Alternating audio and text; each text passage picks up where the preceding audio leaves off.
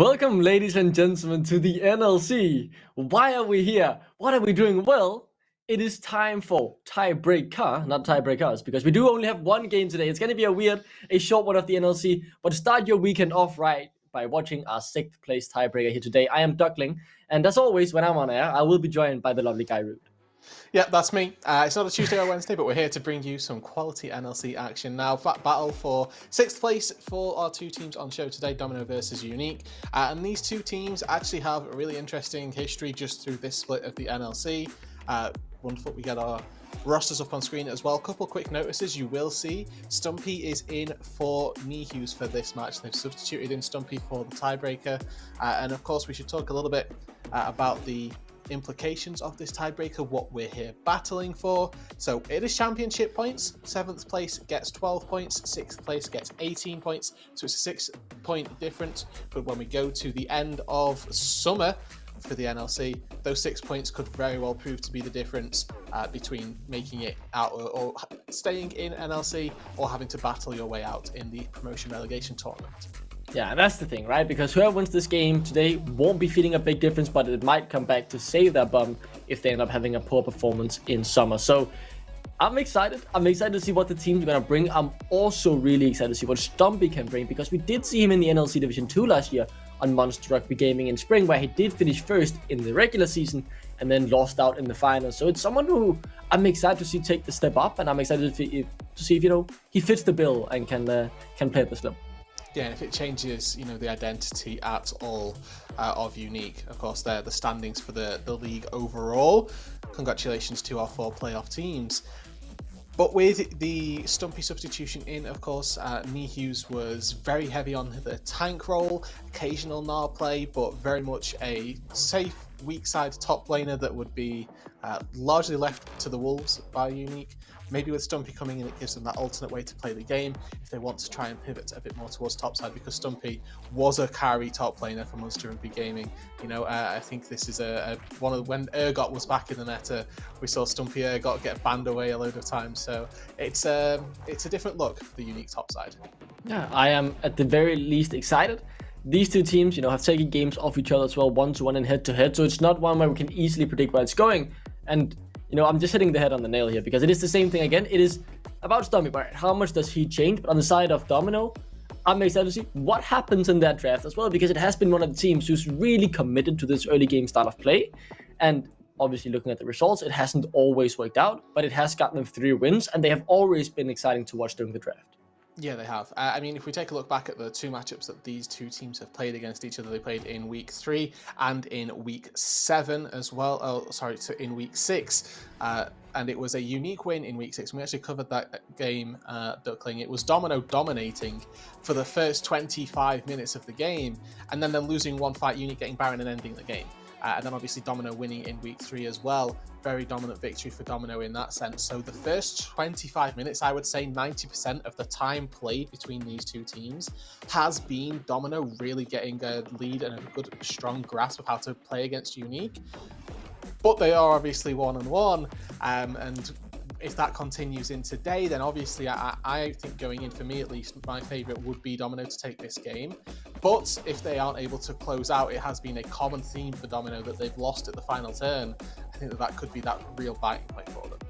And that's the thing, we're really looking at the early game here, and we're looking for the handshakes, because I feel like with Stumpy being subbed in, you have a more carry-oriented top laner all of a sudden at the top side. So if you try and, for example, snowball your own top lane as Domino and fail, Stumpy will just take over the game. That's another whole level of threat against Domino. So very much on the first 15-20 minutes, can Shakail get the ball rolling, and can he continue that snowball? Because we have seen them be able to get the leads. As you mentioned, we saw it against UniQ. We've seen it against better teams as well, but they just haven't been able to close it out. So that's what I want to see this time from Domino. And it is Shakail who's facilitating a lot of those early leads as well. When Domino went through their first round robin, they were swapping in and out of junglers. I think Shakail turned up to be their 3rd jungler that came in, but it really did stick. They identified what they wanted to do as a team, and Shakail was the leading man to lead them to that identity, really, being an early game squad and getting those early ganks going. And I think that in combination with Snabby, the support, who had some incredibly but unique roam timers that would end up helping. they're not ones that you look at and go, oh yes, the support should roam now. It's Snabby YOLO abandoning lane and then heading into mid, for example, pivoting into a jungle invade with Shakail to make an advantage on the map. And with those two together, they really can get an early game advantage. And that's what we need to look out for in the tiebreaker today. Yeah, anything can happen, right? As you say, Snappy's a bit out of control sometimes, but we all know the famous quote from AmiCutiePie. If you don't know what the flip you're doing, how is your opponent supposed to know what the flip you're doing? And maybe that's the rule Snappy lives by. Regardless, Domino have been entertaining, but it has not brought them many wins on the board. So that's the change I want to see from them today. I want to see them go from a fun early game oriented team to a team that's able to drag this great performance on that they have in the early game most of the time in and round out the game nicely to be able to close it out. And the thing is, for UniQ, I look at them more as a late game oriented team who's, if they survive the early game, they are good in these middle to late game team fights, and it's the exact same thing we saw last time these two teams faced off against each other, as you have already highlighted. And if Domino don't change their way of playing, I'm afraid for them that we might see the same result again. They get ahead, UniQ just scale out, and then turn the late game team fights. It's interesting, actually. I think that Domino were the only team that actually challenged UniQ in that sense. So I think UniQ are also actually really decent early game squad that tend to find leads. I think back to their games versus Ruddy, for example. They were in a strong position, but not quite able to finish out a win against them. And with UniQ having the same sort of identity, at least in my mind, I think that them going up against Domino, who are just performing it a little bit better, makes it a little more difficult for me to give them an edge. But obviously we get to see which one of us is going to be correct on the day. The battle, the showdown, really only moments away. Yeah, only moments away, we have been told. Regardless, we'll see how long it takes. So, with the change of Stompy, how much do you think this will actually change? Because we've been asking the question. Now I want you to come with a qualified guess. How much does this actually mean for UniQ? Yeah, I mean, you're qualified in many regards, Rude. Am I? Okay, that's a bold take. I think FUTBIN has actually been a really powerful, one of the stronger points of Domino as well. So they've had not a lot of time where FUTBIN has been played to, and particularly Gnar as well, another champion or another player who's been really good on the Gnar. I think that the three sort of teams in and around this area have all been really good Gnar players, but FUTBIN, whether he's playing Gnar, he had a Gnar Jace matchup as well, where he's done really well with very little resources. I think it's going to be a good challenge for FUTBIN, and it certainly evens out that top matchup. If I'm going into this and asking, FUTBIN or NIHUs, it's not really a contest, and hopefully if Stumpy can live up to the reputation of being a good carry top laner, it certainly gives a bit more of a 1v1 that doesn't lean one way too heavily and does give, obviously, that better chance to UniQ.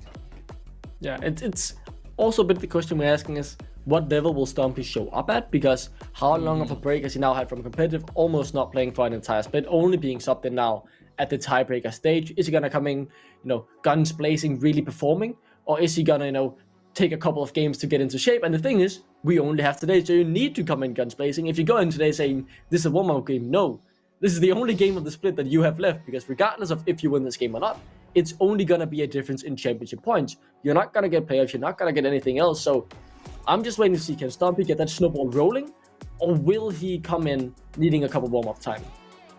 Yeah, and I mean, he's also got that added pressure, right, of the team are relying on me to get substituted in and be a force that can be reckoned with. If that's not pressure, then I don't know what would be. You would need to be extremely cool under the collar to not let that affect you, at least in some capacity.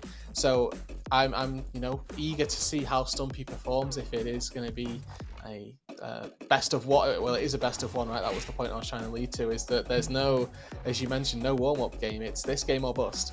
So it's the best of luck to both of these teams, and best of luck to Stumpy, obviously subbing in this case.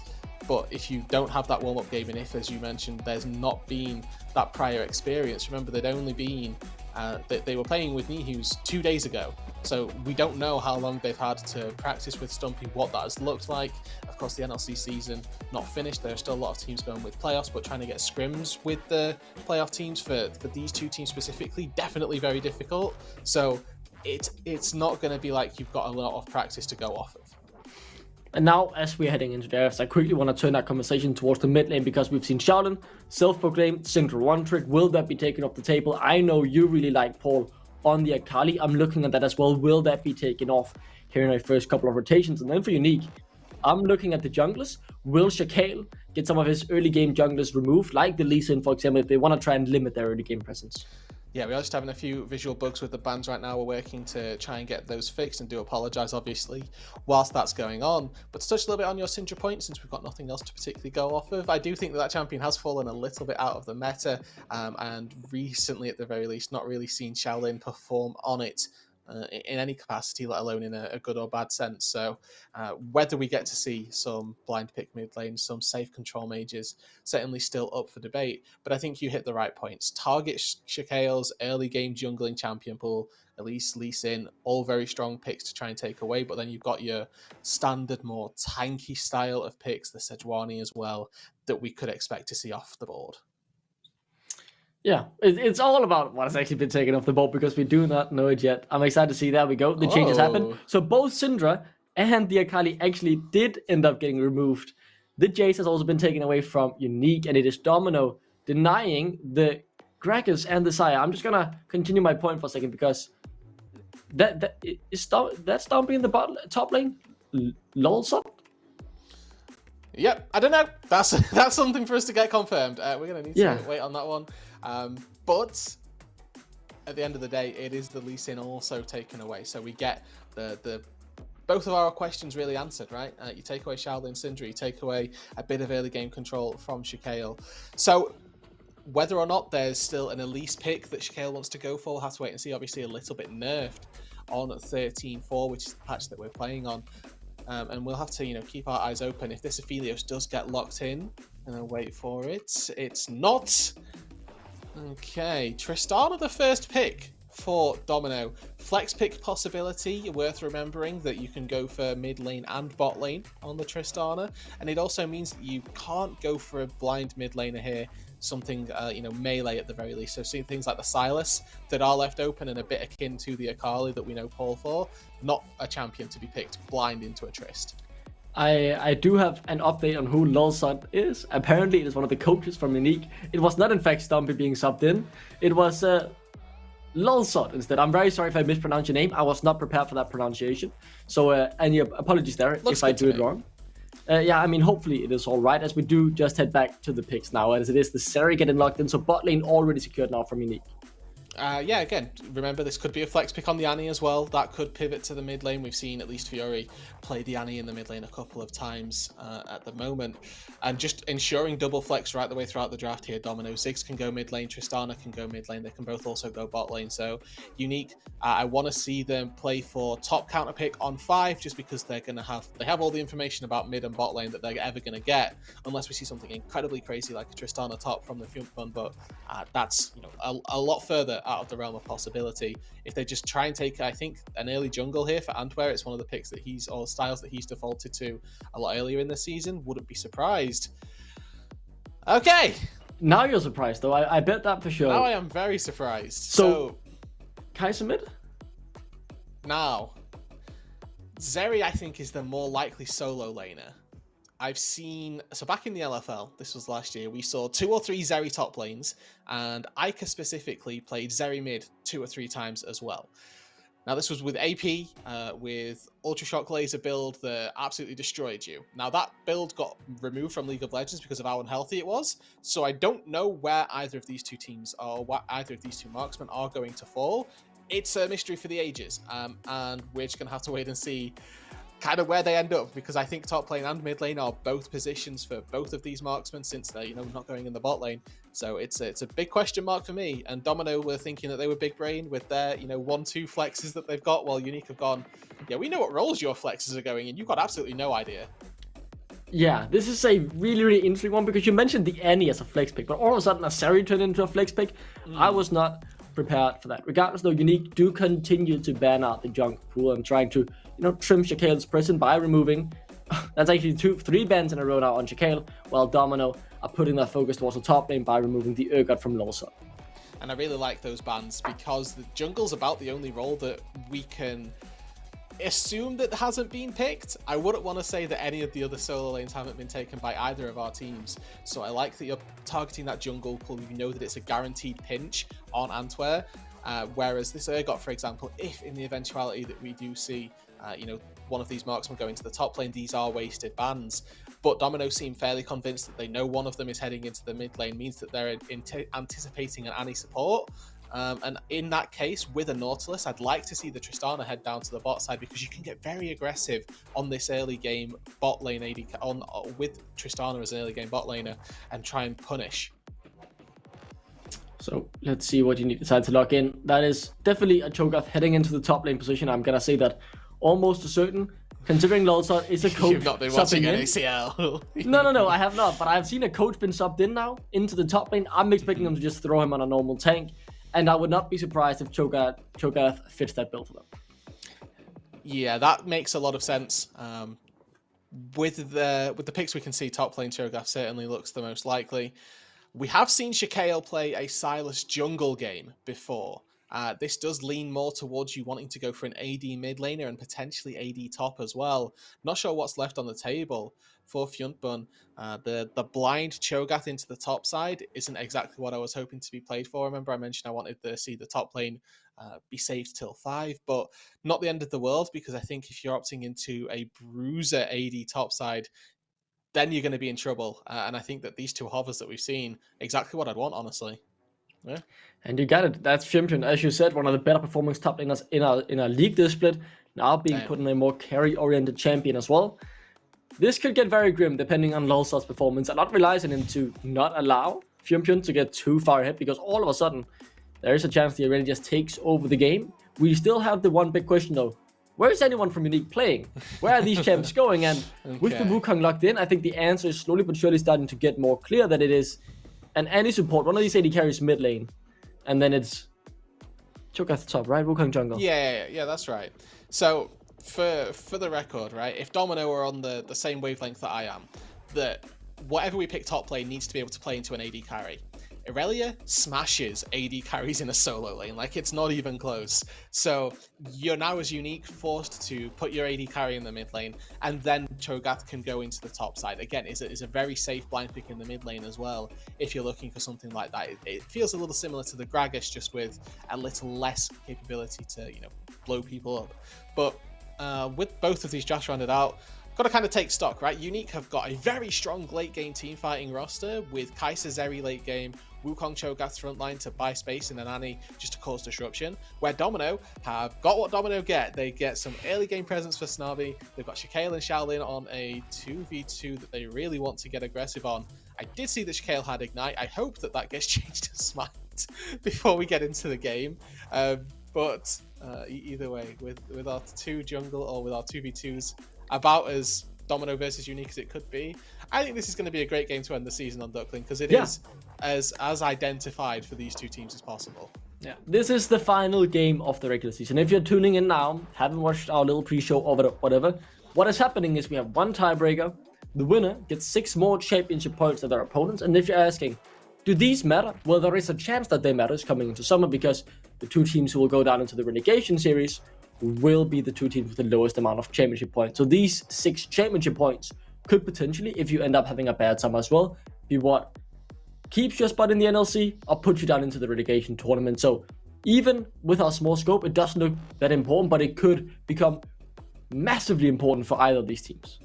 Definitely could. And I'm expecting the outcome of this game to, as you mentioned, not really feel too much right now, but when we get to the end of summer, these 2 teams may well look back at this game and think, damn, imagine if we'd have just won that tiebreaker game.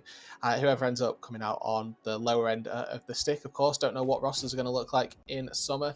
We do know what the game is going to look like right now, Duckling. So on to the Rift. It's game number 1 of 1. Game number 1 of 1. We have a long day of NLC ahead, huh? Yeah. As we have 100% of the games played at the same time. And 100% of today's games will also have a pause. It is a curse that never leaves our region. Early game pauses, they're always there. And nice little update, obviously, Shaquille, he did manage to change that Ignite to the Flash. Or to the Smite, to the Smite. Yeah, it was Flash Smite. I would have been down for an Ignite Smite. That wouldn't have caused any issues for me. But if my jungler goes into a game without Smite, I am throwing some question mark pings in and potentially going to 12 championship points for the end of the season. But like I said, did end up coming through. I want to see what happens with that level 1, because we got to see 4 members from Domino all charging out toward that bot side. They have got Nautilus, so they've got decent level 1 if they want to try and set something up. Not really any defense on the flip side, right? Your Kai'Sa, your Annie in the bot lane, who are our designated bot lane, are immobile at level 1. Kai'Sa can take supercharge, but you're really going to look to burn a flash, and that again will add to Domino's win condition. If they can just snowball early, use the Nautilus, use this Tristana to make some plays happen. Yeah, I think it's a very clear conclusion we can reach from the draft again, and just the way Domino have been playing. If stuff doesn't happen in the early game, I am already going to go and favor UniQ, because I just feel like they are the more well-rounded team in the middle to later stage of the game. So for Domino, these things might seem small, like getting a little bit of an extra first blood or some extra goal, but for them, they can be the difference between being enough ahead to be able to snowball that early game lead, or to falter in the mid game and lose the game. Yeah, it's going to be fine margins here. Domino have struggled with bigger leads than we saw them lose up against UniQ last time. Don't know if they were spotted here by Pearson, just holding this side of the jungle. They've made their way in. I'm going to start recalling. They've got some early vision down at the very least, so objective of the invade not necessarily accomplished, but they do have an advantage gained from it. Yeah, Snappy waiting here as well, maybe looking to see if Cyrex rotates as Shaquille stops his back. He's the one who has warded, so he'll be about there for a little while. Won't have a sweeper. As we do see Antwerp moving back towards the top side, they have decided where they want to start. So jungle is starting on opposite sides of the map here. And pathing to what we're expecting to be, I guess. I don't think that this is the case for Antwerp, because I don't know that he has actually any winning lanes in this early stage. He's got Zeri versus Tristana in the mid lane, which is a little bit of a unique mid lane matchup, and not in the sense of the team, excuse me, if you'll pardon the pun. But we've not really seen double marksman mid lanes for a fair few seasons now, Duckling, and with Shaolin at least being very aggressive early on, has got press the attack, has got the ignite, I think leveled rapid fire at level 1 to try and press that advantage distinctly early. So there could very well be this onus of pressure on that bot side in the mid lane rather, to make something happen a bit earlier. My eyes on Chakal and his clear now. As we are seeing him, he has only taken the red, moved straight up towards the blue, actually skipped that as well, moved towards his Grump instantly, so top lane looks to be the priority. What makes sense as well, try and target the coach, who's been subbed in for this one game. And especially, as I mentioned as well in the draft, if you get your Aurelia ahead, and as you said, Aurelia is good against playing against AD carries, UniQ have 2 of them, all of a sudden this Aurelia just becomes unstoppable, really. Exactly. Again, quick reiteration. Saw on the bottom there that Stumpy is on the player graphics cycling through. It is Lolzot, a coach for UniQ, not Stumpy, the former top laner for Munster Rugby Gaming in Spring Division 2 roster. So we were talking a little bit in the pre-show about all the pressure that comes from not having played for the entire season, or the entire split really, to be subbed into this game. How about not really of ever being a player, let alone played this season? The pressure there certainly going to be a fair bit higher. Domino missing that hook down in the bot lane just shows the signs that they want to fight early on, not just with their jungler, but they're happy to take fights without them as well if they find the right engages. But as things are slowing down, it's just a quiet little early game here. My eyes still on Chakale, because his early pathing didn't really lead to much from him. He's now just behind in CS and has to kind of reconfigure his route here. Yeah, start again on the clear, unfortunately. And what you can see from Pearson here is actually really just strong kiting on the Annie. When you've got Molten Shield, you get a little boost of movement speed, and if you're using those to dodge out on the engages from Snarby, then you're going to be finding a lot of advantages. You can see him walking up using this area to be very aggressive versus Nautilus, versus the Ziggs, and at least force them to potentially miss CS, feel a little uncomfortable trying to engage at all. Because as soon as Laurie throws out these skill shots to go for a CS, it means that their ability to find kills or at least damage on a trade is significantly reduced. Ooh, Lolzot just wants to get ward and get some security, but instead he gets caught out and flashed away. Flash. Not enough, and on the bot side as well. UniQ, they find one back, but Cyrex falls to the turret with the help of Larry. It's a 2-for-1 in favor of Domino. Okay, so great flash predict, from Fjumpen on that top side. Knows that Lolzot is going to try and flash his second E, predicts it perfectly. You can see, look, Fjumpen holds to this, waits for Lolzot's flash, still catches him on the back end of it.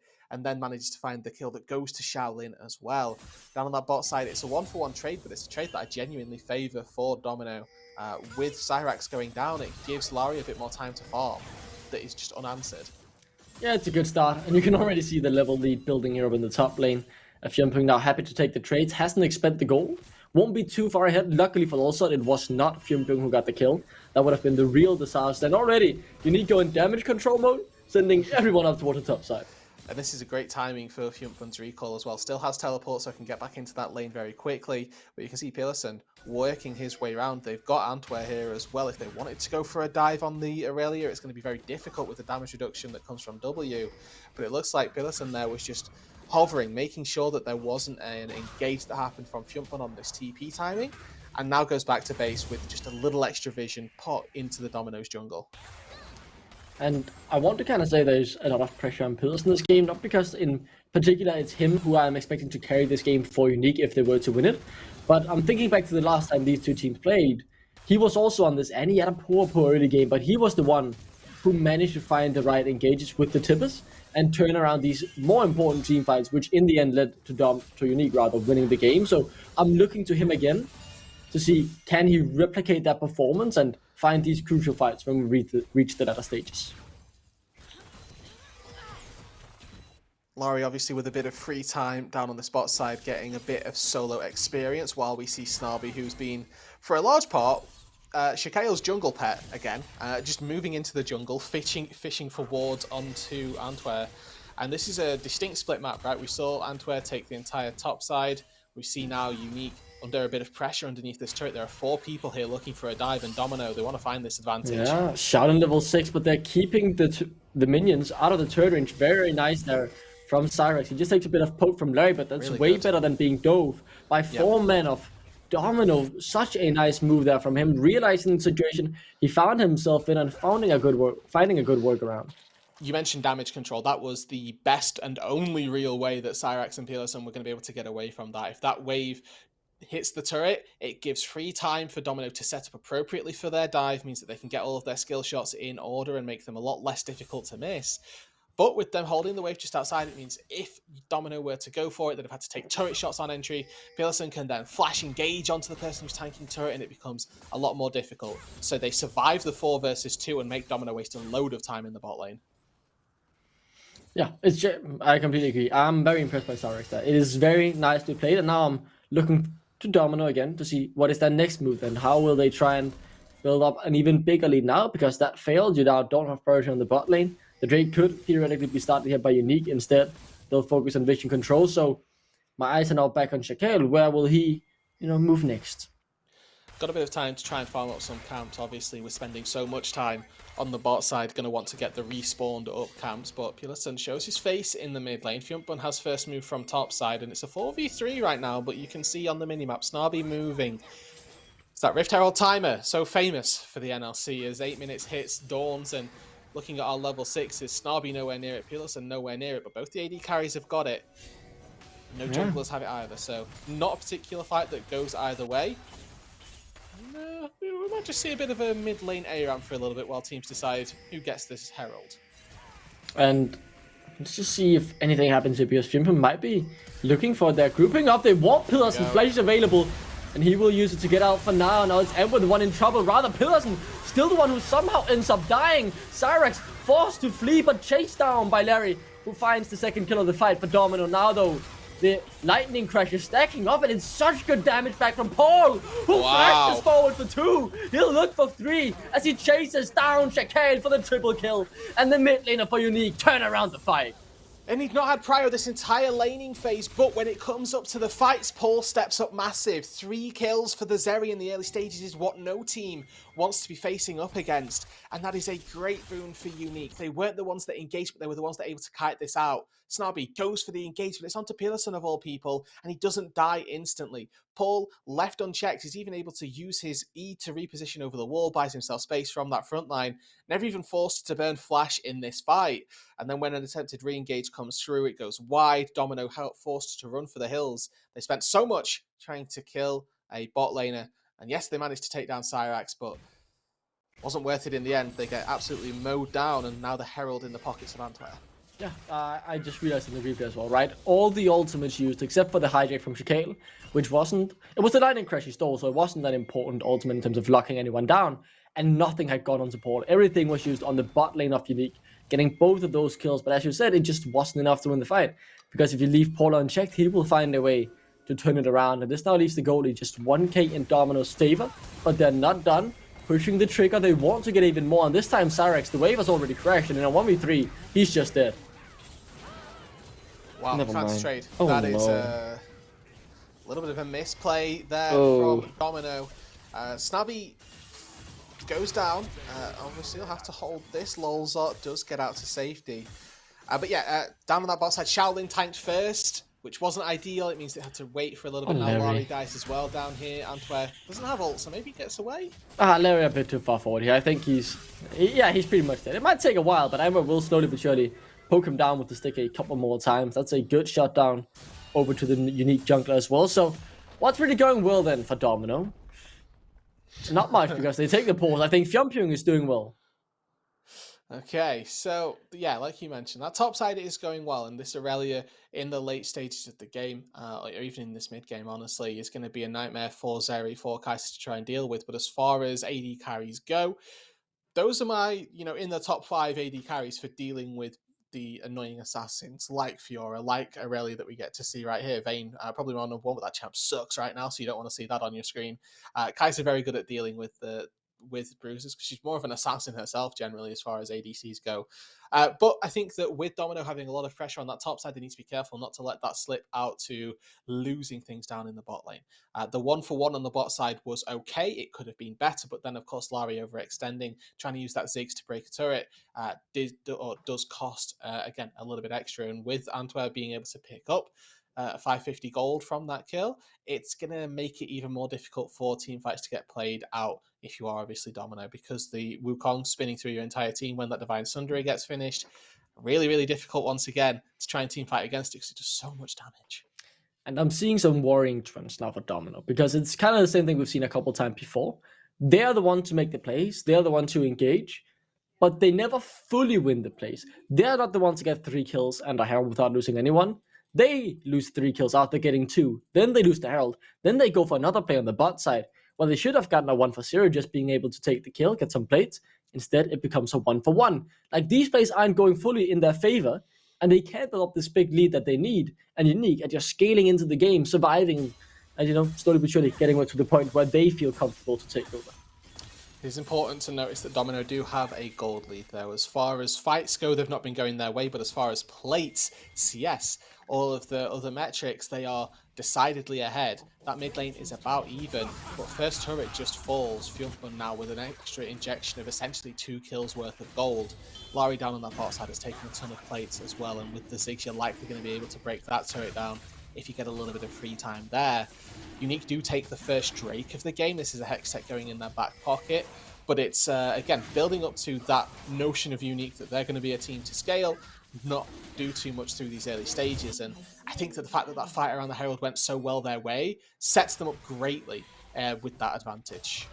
It's a setup for success, and now it's just to see if UniQ can capitalize on it once more. Last time it was an even harder fought game, I would say, for UniQ, where they were the ones to find the big turnarounds in the later fights. This time they've been able to find it earlier around, and with the Herald they've managed to gain from that, they'll be able to make sure someone like Cyrex isn't too far behind, or maybe even Antwerp gets ahead here in gold as the Herald charge comes through. So there are a couple of interactions that I want to talk about quickly during this game. We've already seen one of them, but Shakale taking away Cho'Gath every time the ulti timer has worn off of Lolzot, Shakale needs to go up there and just steal an ulti, because Silas gains permanent max HP like the Cho'Gath does.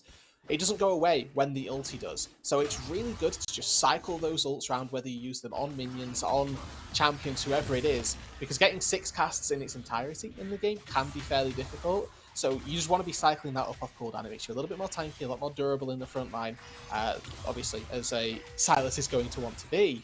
And then the latter really for that is this bot lane combo for Domino. We didn't get to see it do too much in the early stages. That's because Ziggs is a fairly weak early game champion. But now there's a couple of, when there's a couple of items in his back pocket rather, the synergy between Nautilus and Ziggs is incredible. Nautilus just locks somebody down and Ziggs cannot miss skill shots. If that's a Kai'Sa, if that's a Zeri, they're going to start getting one-tapped by a full Ziggs combo in conjunction with a Nautilus CC chain.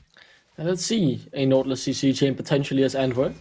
Could be in a bit of trouble. Snappy wants to chase him out of his own jungle as Chicale takes over. Gets I think 4 out of 5 Raptors or 4 out of 6 or whatever. It's at very least a good ratio for the dominant jungler to leave with.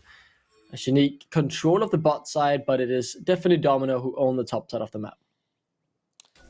We've seen this a lot from both of these teams so far this game, just willingness to split the map. What we've not seen is respect on the flip side. Both of our AD carries going to fall prey to these dives. That's the Flash Force, and I think Unique are happy with that. Let's see what Domino get on the other side. No flash for Lolsot, and he just dies underneath the turret. This time, no Snappy gets out alive. Okay, really good. And even if he doesn't die, even if he doesn't get out there, that's still more than worth for Domino. The difference in this situation, right, is that well, there's two. Domino don't lose anybody on the flip side. Laurie actually survives, does have to burn the flash, but that's not a concern. But this is a tier 2 turret falling in the top side that Domino get. This is a tier 1 turret that actually still hasn't even fallen yet for Unique. We saw Laurie, I think, use the explosive ult to clear out a wave, means that Cyrax isn't even going to get this turret in the 6 wave clear, proving to be just as strong as ever. And this is a really big win for Domino once again.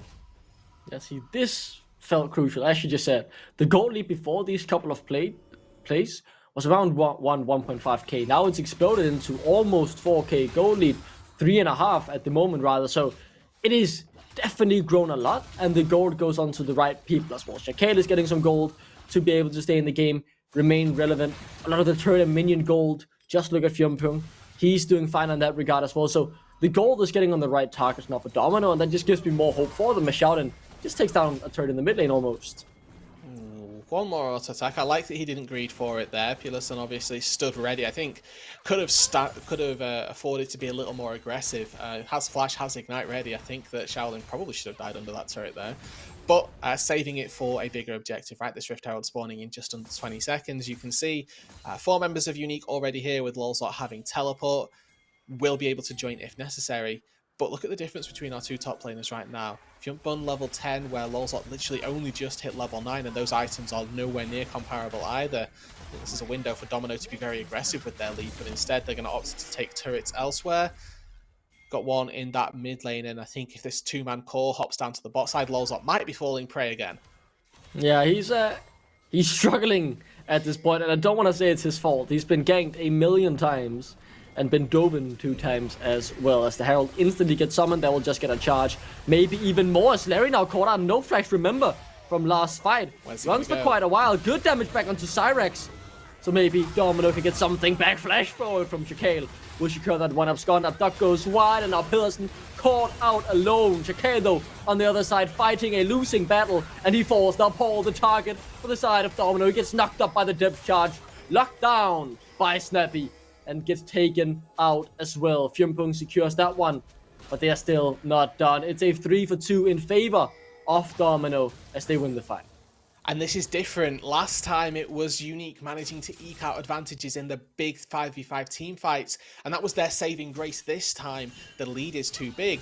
Fyumpung is too much of a factor in these fights, and Domino find another lead. Lolzot wasn't even a part of that. Yes, we mentioned he has TP, but look at the jungle and compare those wards to where the fight was fought. There was nowhere for Lolzot to go. He just has to take a slow walk in, eventually farms his wave and ends up not really being a part of the fight. So it's a 5v4 and one that Domino quite rightly win, extending that lead once more. They've completed the outer sweep of turrets and now can even look to try and take a dragon, stall that late game that Unique would have wanted with a Drake Soul, and really put themselves in a great position to close out. Yeah, this is the best position I've seen Domino in at 70 minutes, I think. They're feeling confident, and the fact that they have already taken some hits, had some misplays, but been able to bounce back from them and continue to grow the goal lead is what really, really impresses me here. Because every game I've seen Domino, they've been able to get that early lead, they've misplayed a couple fights, and then they've just lost the game. This time, early on, they're making some mistakes. They're not playing perfect, but they're able to regroup, refocus, and then build a lead again. It's a new side of Domino that I haven't seen much of, but I'm really, really happy to see, even if it is the last game of the split. Just need to make sure those old habits are put to bed more so than anything. Don't want to see those return, as mistakes certainly can happen in this mid-game. It's been a criticism of these two teams that their mid-game antics and what they get up to tends to leave them exposed versus our better teams. So hopefully they don't end up falling back down to that tendency, and UniQ be what, or say what we might about how well they've been sort of demolished in this early stage. Their late game team fighting is still going to exist. Cho'Gath will still be a sack of HP. Whether or not it lasts for particularly long, you know, we kind of have to wait and see, but they're going to have Zeri, they're going to have Kai'Sa, and if they can get to those 2-3 item power spikes, UniQ are going to have a fighting chance. I just want to take ourselves back to the bot lane tier 2 turret. That melted in seconds, by the way. Tristana Ziggs, baby. Tristana Ziggs, yeah. Wow, that is absolutely disgusting when those two work together. Shaolin didn't even get the demolish bug off.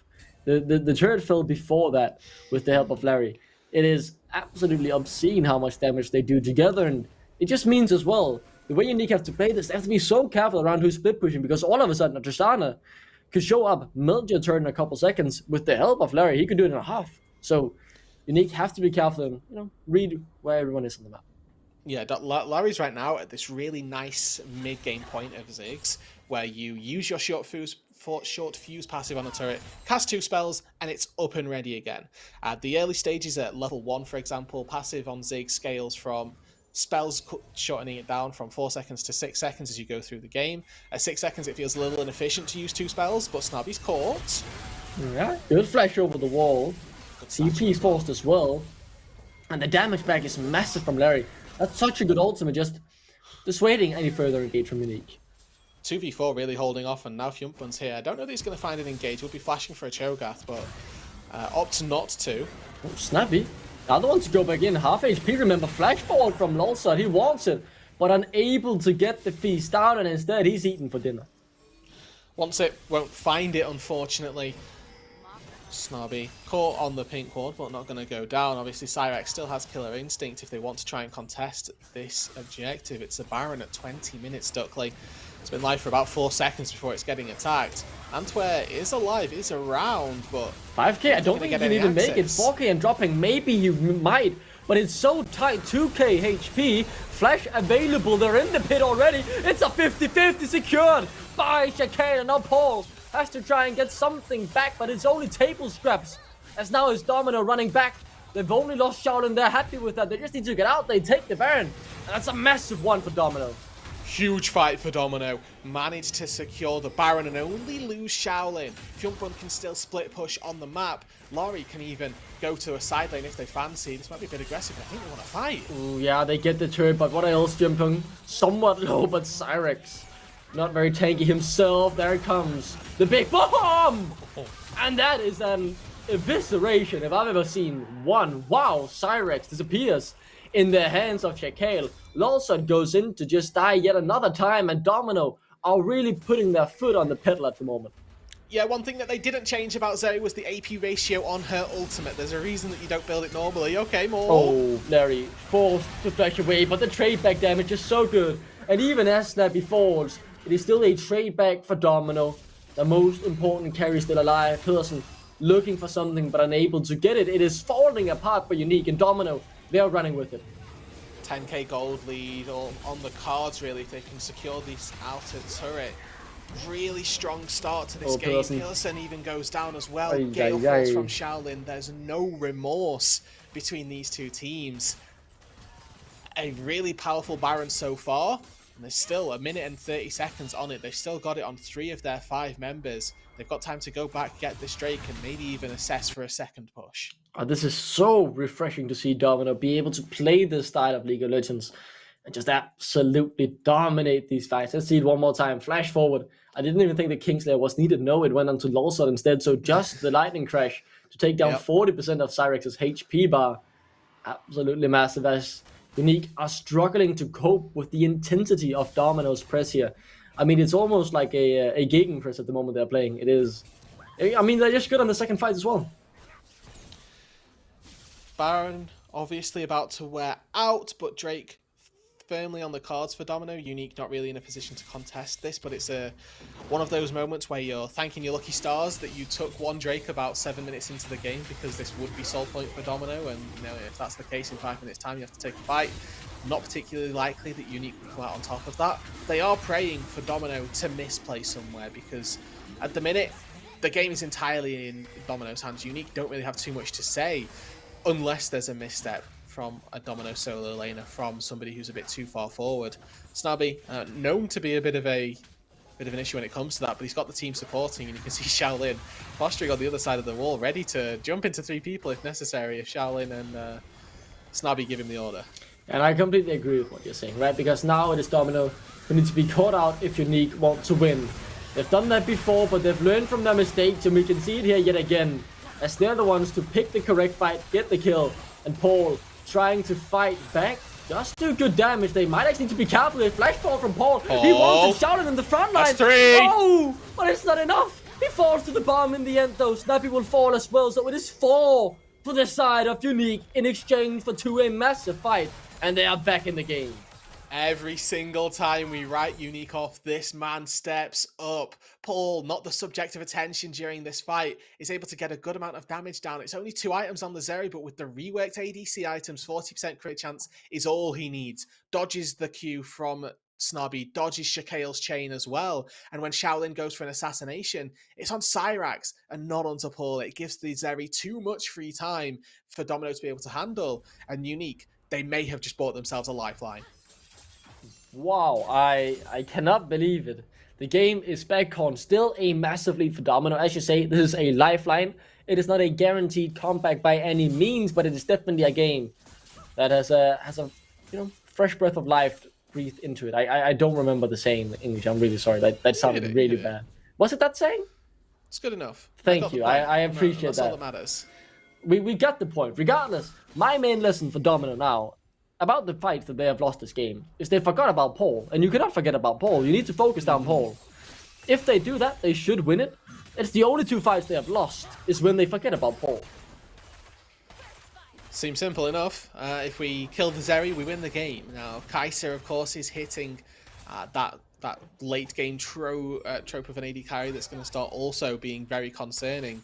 So the question marks that we had around Domino's position in the game do get a little bit larger. It becomes a little more difficult for them to successfully find a fight. But you know, it is worth noting that they too have got good damage later on. They just don't have the front to back structure that UniQ have got. Right, Tristana, Ziggs are not champions that do low damage in the late game. They are going to be absolutely devastating if also left unchecked. So it comes down to how much can Lolzop buy space, how much can Antwer be a disruptor, because Antwer's actually had quietly a very good game here. 6-2 and 5 on the Wukong, has that Death Stance as well to be even more durable, spend even longer as a front line for his AD carries. And now they're looking on this top side, there's nobody here to find, but setting up themselves a little bit of Baron vision with 20 seconds left on the clock is no bad thing. Yeah, I agree with your point. When you look at the kills, when you look at the scores, when you look at the CS, UniQ should be in this game. The main difference just comes in the amount of turrets taken, right? 6 turrets to 2. That is a big amount of gold shifted around. Extra gold from the Baron as well, of course, and the other neutral objectives. But the fact that Domino, with the fight that they have won, have been able to take so many objectives and turrets, have really just built up this massive gold lead for them. It looks like they're actually going to be the ones who get first access to the Baron. Fjordbund wins a 1v1. This puts a massive issue in UniQ's hands. They either need to force the Baron or go back to base and then hand access to the Baron to Domino. They've done neither, and Fjordbund's just going to get an inhib. Snubby's caught out, taken down instantly, but as you say, it is still Fjordbund hitting on the inhib. UniQ, they need more, they want more here. They're going to chase it down. Cyrax running forward, but taking bombs into his face. Yeah, as you say, no one in base. Fjordbund is hitting the Nexus turret, and now Shaquille, he stopped Pearson from backing. Fjordbund might just end it all. Here's Cyrax in no man's land. He finds one before he gets taken down. Paul, his recall is complete, and with that, the game's not over, but they lose a Nexus turret. And what do they get? A couple kills. Decision making from UniQ, they're just a little bit off. I would have liked to see them just flip the Baron as soon as their top laner dies. They're forced into this really difficult position. Fortunately for them, they did take down Shaolin. He's the DPS on the Baron. That means that Domino can't take the objective. It's a little bit tricky for UniQ now, that inhibitor being down, the Nexus turret being gone. It means that if Domino secure one more fight, the likelihood of them being able to end the game skyrocketed off the back of that play. But it has been a really back and intense affair in these last 2 minutes. What? I didn't really realize Steph was being caught out there, to be honest with you. I thought they were going to turn it around on them, but in the end, Paul has a lot of damage now. Couple times this split, and it is more than a couple. Snabby just goes a little too far forward, not respecting the enemy's potential position on the map, and this is another one of those instances. Antwer is a strong Wukong, does have some good damage for this mid game, and is certainly putting it to the test. No Cyclone for any objective fights that are to come. Drake is live, by the way, but neither of these two teams are going for it. Yeah, they're going for the fight instead. TP in from Lol, so there is a commitment from UniQ to do something here.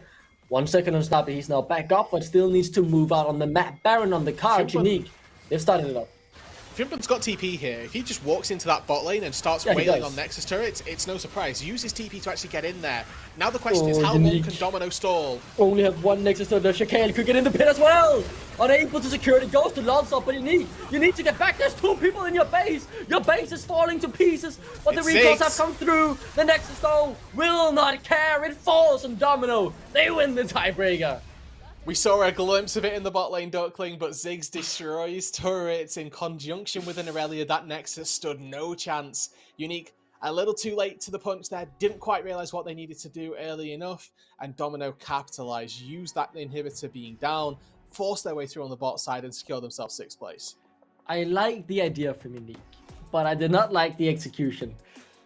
With 2 TPs up, it was very risky. They had to go for something, and I respect them for that, going for broke, trying, but it just was not quite enough. And as you said, when they're against the 6 as well with TP, they should have been aware that that turn would not have lasted even 4 seconds.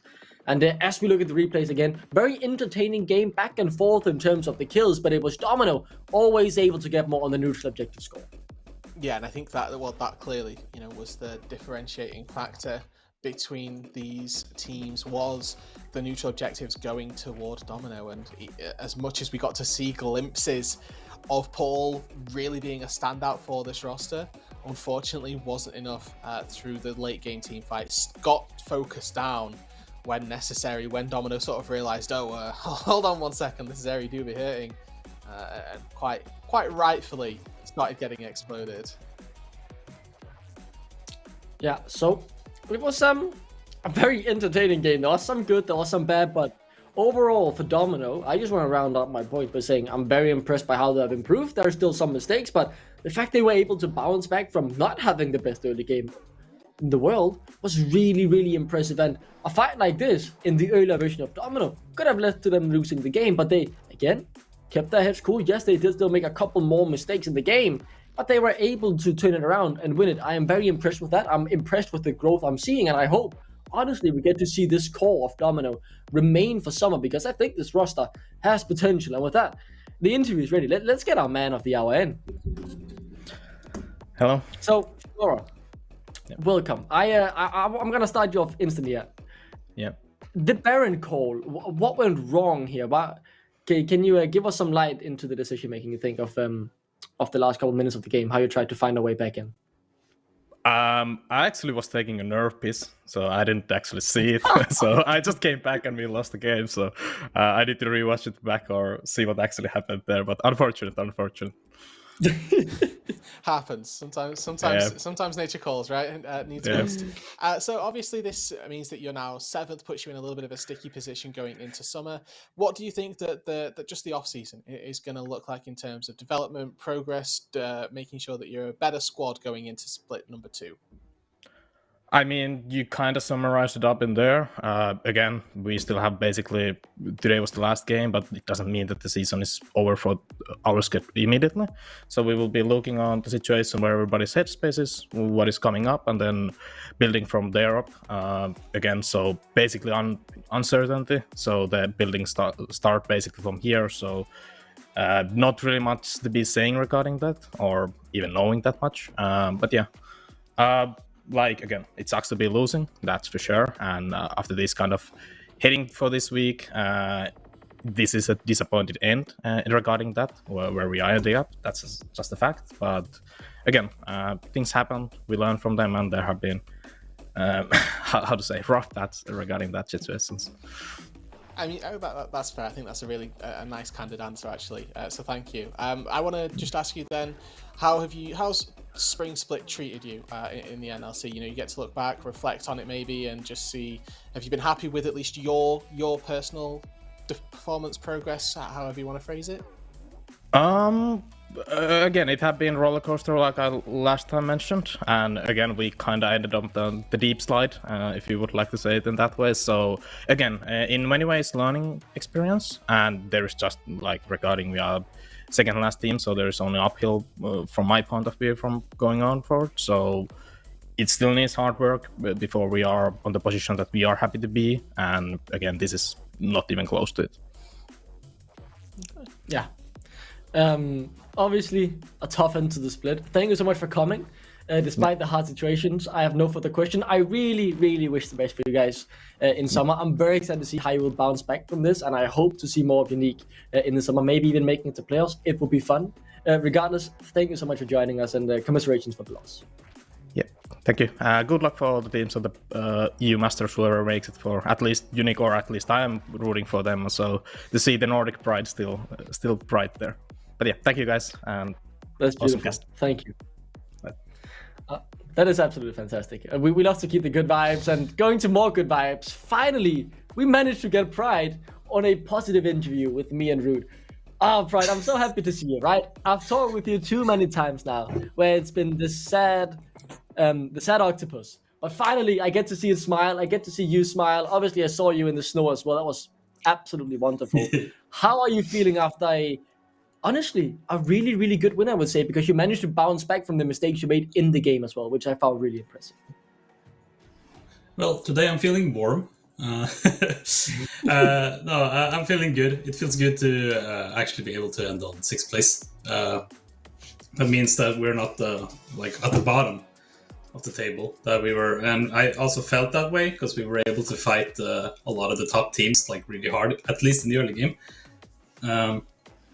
And also, and we also got redemption for losing to UniQ once. That feels really good for me. Yeah. Because this was a bit of a grudge match, right? We actually interviewed you last time when you played against these two, and there was certainly some frustration because it looked very similar to what we'd seen today. There was just one misstep, and then all of a sudden the game was completely out of your hands. So, was there that added element of specificity for it being UniQ that you needed to beat for this game, or is this just another 6th place tiebreaker that you were going into? No, this was just a 6th place tiebreaker, I'd say. Okay. But for me, UniQ losing that way we did, I have a fond memory of it, but it feels good to get the redemption after it, because it shouldn't have been a loss last time, and so I'm glad it's not this time. So the practice went great. There was a ping pong practice, as you saw with Paul. He got smacked back in port at some point. I think that was the key this time. Yeah, exactly. Like we saw you just identify who needed to be killed, and all of a sudden when they got killed, the game got a lot easier. So it was, I think, something that has been really entertaining, not just for that game, but for the entire split, really. You mentioned last time you were on that you wanted to be this early game team and see how that led you. I know this game is proof of it in itself, but has behind the scenes there been that development and the recognition that you guys have got better at this style? I think everyone feels that eventually we got really better and better at getting leads, but I think the same problem that trying to find the words, the problem that closing out games was an issue, and that was what made us lose to the top teams like Riddle, like Nord. I think Nord and Ruddy are the two teams that were really able to get early game leads against us. I can't remember the other one, but I remember Ruddy being especially painful the first round. But the more we scrim, the more we played officials, the better our early game got, I'd say. But we couldn't close it out versus top teams, which we just have to practice for summer, I guess. That's true. Yeah, I mean, obviously, hopefully, you guys are able to do more summer. Even with this win, your split ends here. It has been exciting to see your development. I've been really, really excited as well to see the progress and how you guys continue to play this exciting game style, but also been able to adapt to your mistakes along the way. My last question is, though, what are the goals for summer? How confident are you that you guys, might be able to reach unforeseen heights of Domino? My goal is to get a tan. No, a goal is to create a roster that could compete to the top, and we can already start. I think that's an advantage we get from an advantage that the playoffs team don't get. Right? We can already start preparing. If we need roster swaps, we can find the roster swaps. If we want to stay with the roster, we can just keep practicing. And maybe some of the playoffs teams keep the roster. Maybe they change. But if they change, it's definitely an advantage to us because we have a head start. The same the natives and UniQ and Veneer has as well. So it's just to prepare, I think, for summer. That's the best thing I can say. Yeah, I mean, I'm excited to see you guys come back. I hope you stick with the core. I really liked how the team has grown, and I like their game style as well. Regardless, though, I'll keep my options open to see what happens with you guys. I'm hyped regardless of what you do, and I have my faith in you guys. Thank you so much for coming in, Pride. It's been lovely having you on this many interviews throughout the split. Happy we get to end on a positive note, and we see you for summer. I challenge anyone to break my interview record. I think it's a record that won't be beaten in a long time. Regardless, thank you so much, Pride. And enjoy your off season. And we're back. I mean, it's a nice way to round out the NLC regular season with yet another Pride interview. He's been on a million times, but every time has been a joy. And Rude, this feels so weird. We've been on for one game. Yeah. That's it for today's NLC. That's it all, folks. Do you have any last words as we're about to round out the regular season? I think that just roll on playoffs is the only thing that's appropriate. We've sorted out our seedings for the lower half of the table. Now it's time to sort out our seedings for the upper bracket, right? Let's see who we're sending to EMEA Masters, who's going to go home with their hands in misery, and who's going to go away with the glory. Yeah, exactly. Now is when things really heat up. Only top 4 remain. When we come back on Tuesday, it is going to be the Goliath match between Nord and Riddle in a best of 5. Ladies and gentlemen, you don't want to miss it. The NLC is really heating up, and I cannot wait to see who will make us proud at the EMEA Masters. So we'll see you all Tuesday. Enjoy your weekend and have fun. See you soon.